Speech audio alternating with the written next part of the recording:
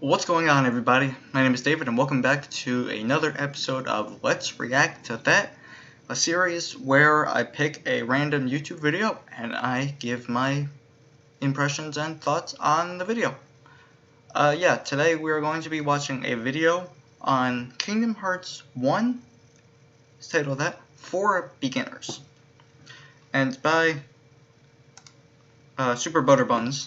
If you don't know who her channel is, she's a new YouTuber that I just found out about recently, but honestly, she's probably one of the funniest I've seen in a while.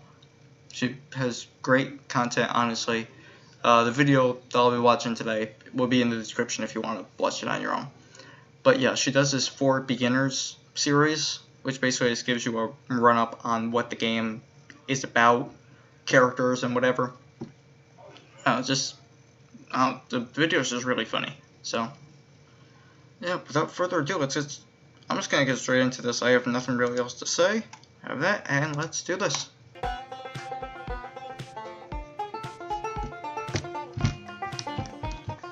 Who's buzzing me? So Kingdom Hearts 1 came out in 2002 and everyone was like, wake me up inside. I can't wake me up inside. Save me. The game was met with positive reviews. I don't know what I just saw, but okay. PS2, but was really an oddball of a concept. Being a combination of Disney and Final Fantasy and an original plot, people were kind of skeptical if the game would even work because, well, I don't know, you tell me what looks up in this picture. But the game's director, Tetsuya Nomura, I mean, a lot of people weren't sure if it was going to work. The game just worked by some stretch of a miracle and became one of the most beloved games on the 6th generation. Yep. And to me personally, when you walk away, you don't hear so baby, I love this game so much, guys. And for the record, guys, I am going to be covering the HD Final Mix versions from the Kingdom Hearts 1.5 collection released in 2013 trademark, currently available on PlayStation 3 trademark, because it is the most recent and relevant version, and also this one can skip the cutscenes. Praise be to God!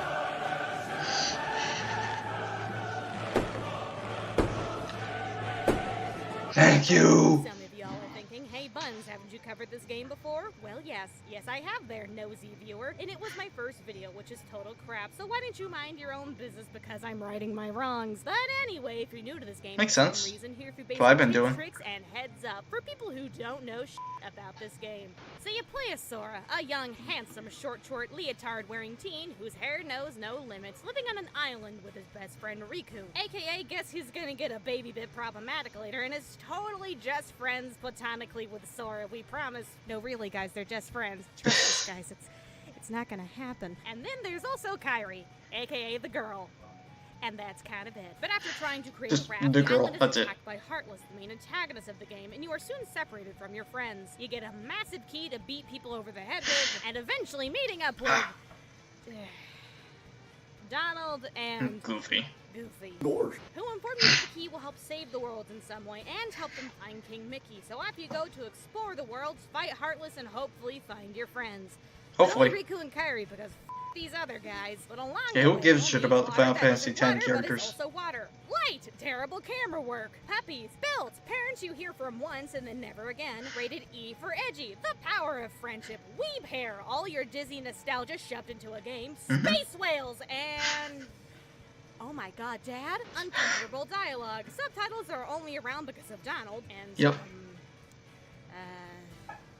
okay, you know what? From an outside perspective, this all seems really dumb, I know. Having Donald and Cloud in the same game... It seems dumb after you've played it. Trust me when I say it does work. Now, Kingdom Hearts' plot is entirely original, and even though there are tons of Disney and Final Fantasy characters, no. You don't need to know a single thing from those franchises to understand what's going on. Although it does help make things a lot more whimsical if you do. Ooh, hello, hi. No.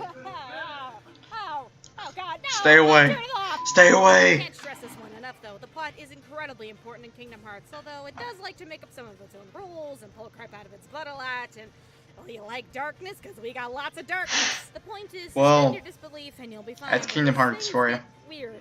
Like, yeah, that's a thing, and yeah, that's also a thing, and, okay, you know what? No, I'm cutting Stop. What? Now, most of the plot is explained in cutscenes, and it's pretty straightforward, at least in this game, but as wacky as the concept of Kingdom Hearts is, it delivers the feels and is rather emotional in certain situations, creating a new type of Disney magic.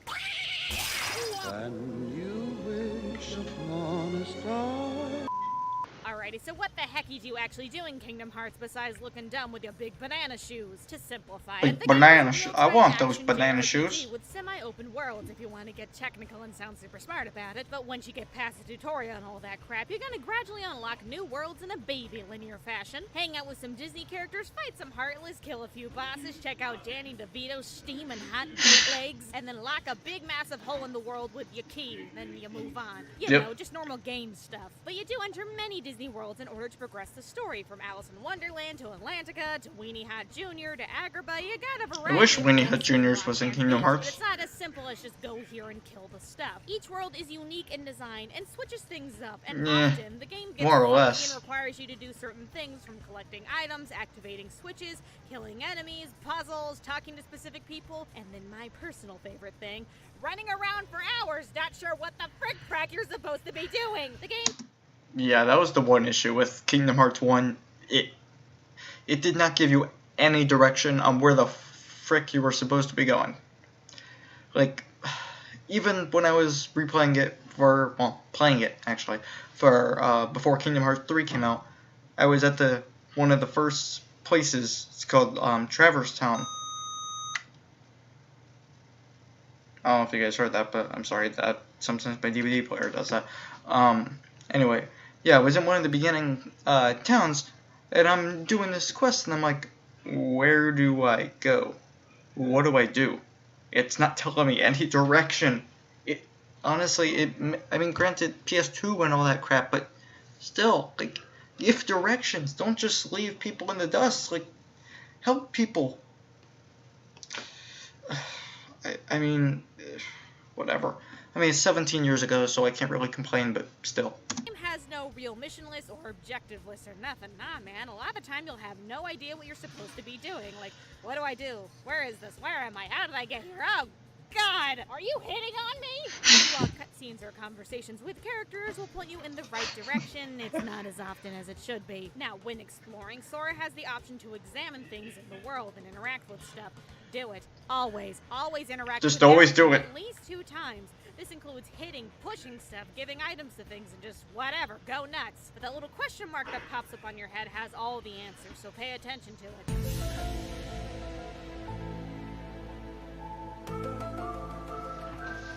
But you know you're making progress when the world changes or cutscenes happen, so pay attention to what people are saying, okay? Okay. On top of that, explore every nook and cranny of each world, and often worlds require backtracking and will change stuff depending on Too much backtracking, in my opinion. Now, the worlds aren't as big as you think. They are mostly made up of a few big, open, interconnected rooms, and that's really it. Of course, there are shortcuts that you can unlock, or if you just want to speed stuff up, just throw jump yourself off off a the cliff bridge. and you'll be somewhere else. It's great, would recommend it. And it's not just backtracking in areas. Even after locking a keyhole, you'll be able to return to any world at any time to access higher-level stuff, get items, and even move the story forward, and yada yada yada. Check out that semi-open world level design, guys. Direction may be vague, but hey, if you're lost, you can always just look up where to go next. This game has been out for a while, guys. The internet is your friend. So gameplay-wise, Kingdom Hearts 1 can kind of be boiled down to press X to win. Isn't that all of them, though?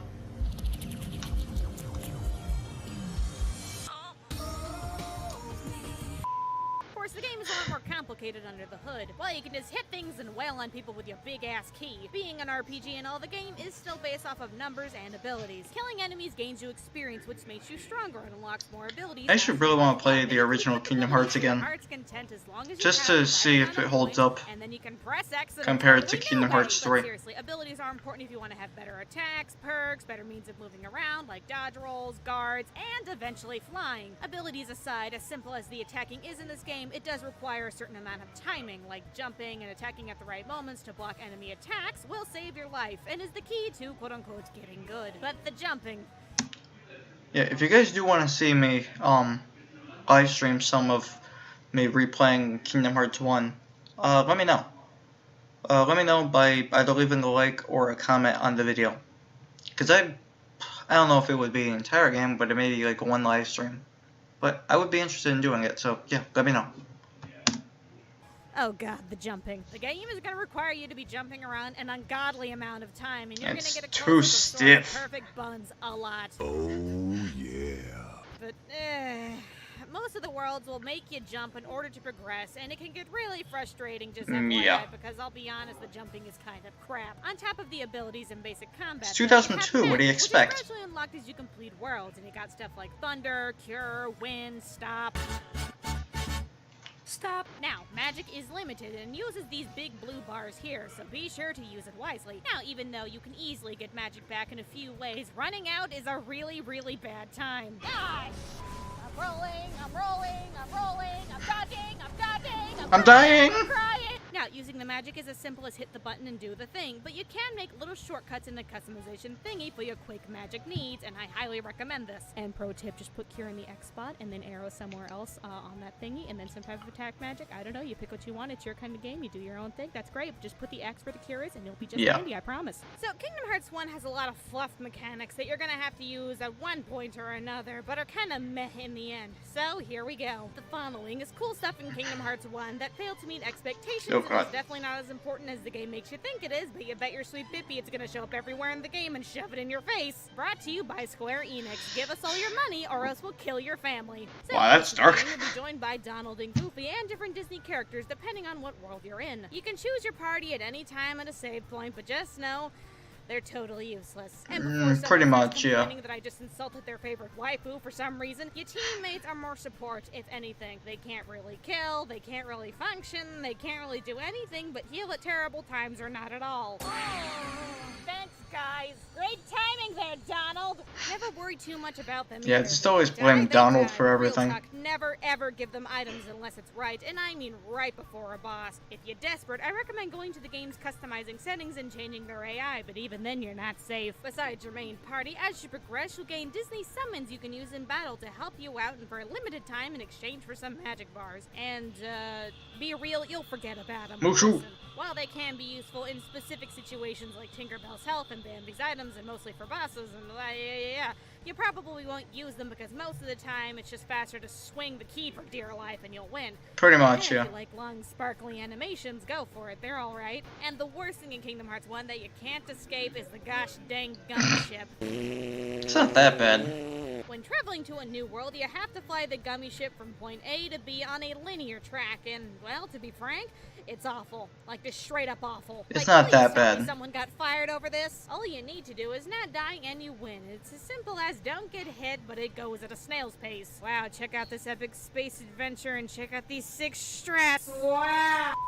The game makes a big old It is swing and boring, dance by but using it's not that special bad. items, since you can build ships if you wanna, but it's awful. Like, God help you if you go into the gummy ship menu. It's like defusing a bomb. Oh God, I hit the wrong button. I'm stuck in this darn thing. I need to get out of this freaking menu. Oh God, let me out. Uh-oh. Let me out of the darn thing. Let me out. I want to see my family. Just really don't bother touching the thing, guys. You don't need it. You do get a warp drive pretty early on in the game, so just use it any chance you get because, Okay, let me just tape down the chute. I'm gonna get someone to drink.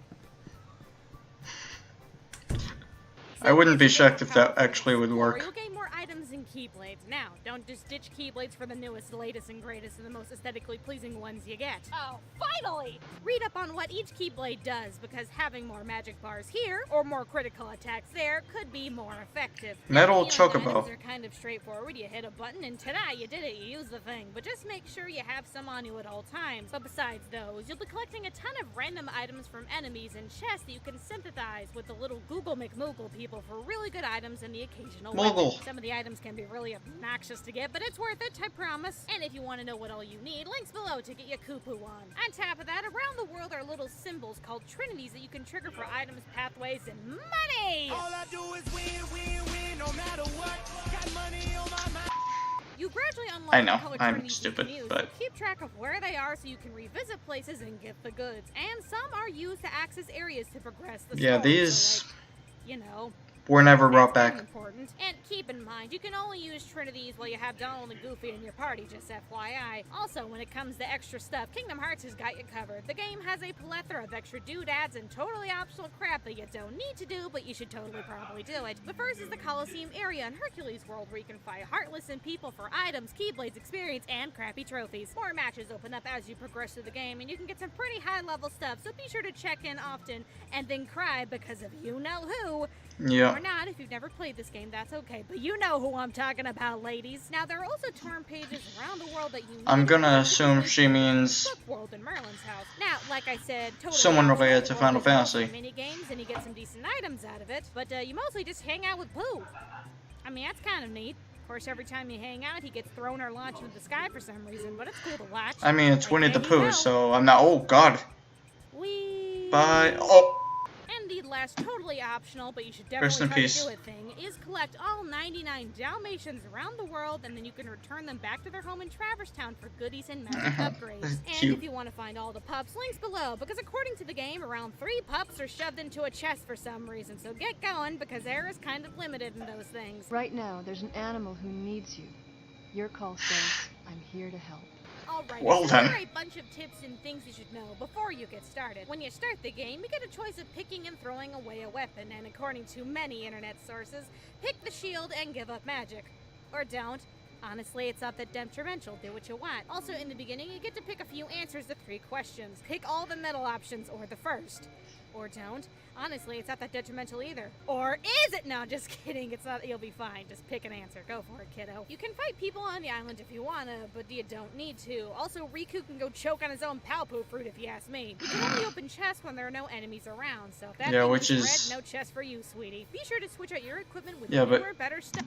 The one thing that they changed about that in Kingdom Hearts 2 and 3 is that even if you're in a battle and you see a chest, you just hit the chest or do whatever and it opens. You don't need to wait for the battle to be done and then open it, which I think is a much better system. I don't know why that was in Kingdom Hearts 1, but hey, again, I'm not going to argue with it. It was from 2002. Stuff to max out your stats. Ability points are not a done deal, so no ability is permanent and you can switch stuff around at any time. Equip limits in your abilities for special strong attacks, and low-key strike rate is pretty good, just throwing that out there. And don't forget about shared abilities in your group, because you will need them. You might come across these really weird mushroom heartless in certain areas randomly. Don't attack them, but play their little magic game for really rare items. But kill the little purple ones, because screw those guys. Death isn't much of a penalty, but remember to save often, you dank. There is no autosave. Go clockwise when you first get to pick worlds and make your way around it. Atlantica is technically optional. Just throwing that out there. Stock up on items as much as possible and save better items for bosses. if you Wait, can. Atlantica's You know optional? what? Go grind and explore past worlds. Doesn't hurt, and hey, you might find something I cool. You don't know if I ever The knew game that. has a bunch of fun extra bosses, but they are pretty high level stuff, so make sure you're Talk to Aerith in the second visit to Hollow Bastion Library to get Kiragra. Very useful. You need certain Disney party members in some of the worlds to access some stuff. If you want to get back to Monstro's World, fly manually to Halloween Town because the game will never give you what you want and you need to trick it into sending you there. Haha, this is what I wanted all along! After To be beating eaten out by a the whale. back to Traverse Town accessory shop for a little thingy and also to avoid a plot hole. Only use power-up items on Sora and no one else. They don't deserve power-up love. So, while Kingdom Hearts has some weird design quirks and it's just kind of confusing to look at sometimes, the fact that this game works as a concept is a miracle. You don't see oddball games like this often, and it may not be perfect, but by making the Disney worlds accurate and unique and giving the game that Final Fantasy depth, Kingdom Hearts is that type of game that just grabs you and really makes you feel the magic, even after years, and I mean years later. And I'm getting a little teary-eyed just thinking about it. Oh, this is some good stuff, guys. And I hope this Basics Beginner's Guide makes your gaming experience a little better. So please rate, comment, and subscribe. Okay then. Well, that was an interesting experience, to say the least. But yeah, a little backstory on me with Kingdom Hearts. Back in the day, obviously when the original came out, it was 2002. I was 4. So, yeah, obviously I wasn't really playing games at that point. But even so, I didn't get a PS3. I never owned a PS2, but I got a PS3 in 2015. I eventually got a PS4 the following year, but Kingdom Hearts just never crossed my mind, honestly. It just never did. I don't know why. But eventually when I did get a PS4, I was like, you know what? I'm going to get the Kingdom Hearts pack and test this franchise out.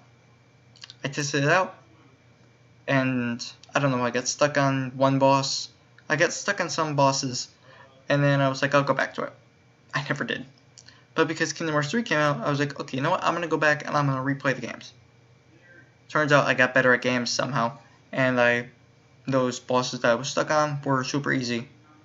And then I got stuck on extremely harder bosses, but I moved on because I knew I just watched the story on YouTube, and I basically knew what the hell I was gonna know for Kingdom Hearts 3.